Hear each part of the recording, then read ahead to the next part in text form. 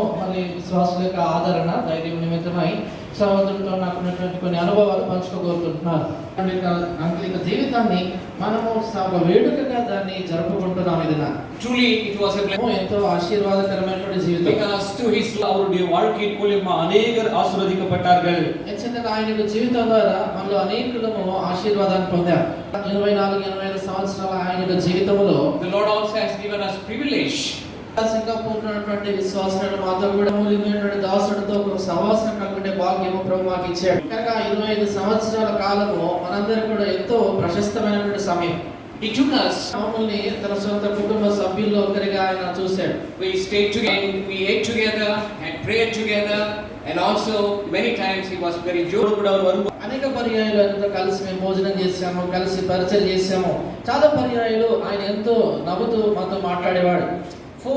దేవుని యొక్క దాసుడి యొక్క జీవితం ద్వారా 4 విషయాల ద్వారా ఎంతో గొప్ప పాఠాలు నేర్చుకున్నాం. మొదటి సంగతి దేవుని పరిచర్య ఎలా జరిగించాలని, దేవుని యొక్క వాక్యాన్ని ఏ రీతిగా బోధించాలని, మనకు అనుగ్రహించినటువంటి దైవ వాక్యాన్ని ఏ రీతిగా సరిగా ఉపయోగించాలనేటువంటి సంగతి ఆయన నేర్పించారు. జీవితంలో వచ్చేటువంటి కఠినమైనటువంటి పోరాటాలను ఎలా ఎదుర్కోవాలి అనేది కూడా ఆయన నేర్పించారు. నాలుగోదిగా ఆయన కుటుంబ జీవితాన్ని గురించి ఎంతో ఎక్కువ నొక్కి చెప్పేవాడు. దాసుడు ఆయన మా మధ్యలో ఉన్నప్పుడు వాక్యంలో కావచ్చు, లేక ఆయన మాతో మాట్లాడుతున్న సంభాషణలో కూడా తాను పలానా బాధ పొందాను, ఇలాంటి బాధ నాకు ఉందని ఇప్పుడు చెప్పేవాడు కాదు.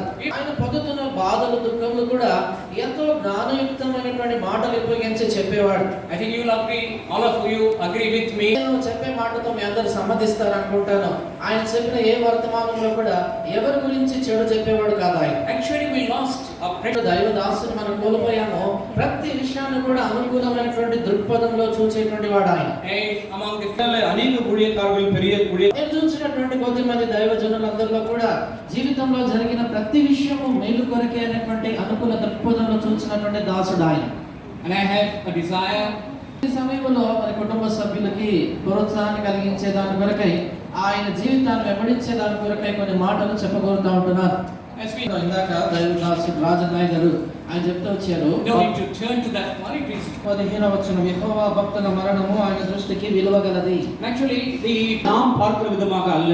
నిజానికి లోకస్తులు చూసేటువంటి మరణాన్ని ఎలా చూస్తారో దానికి ఎంతో భిన్నమైనటువంటి విధానంలో మనము మరణాన్ని చూస్తాం. థియోడర్ గారు ఆయన ఎంతో ధనికరమైన జీవితాన్ని జీవించారు. దేవుడు ఆయన జీవితంలో ఆయన గణపరచడం కాదు, ఆయన మరణ సమయంలో కూడా ఆయన గణపరిచాడు. నేపాలి సోదరులకు ఒక మాట పంచుకోగలుగుతున్నాను. దాసుని మన మధ్యలో ఆయన ఉంచడం తీసుకెళ్ళాడు.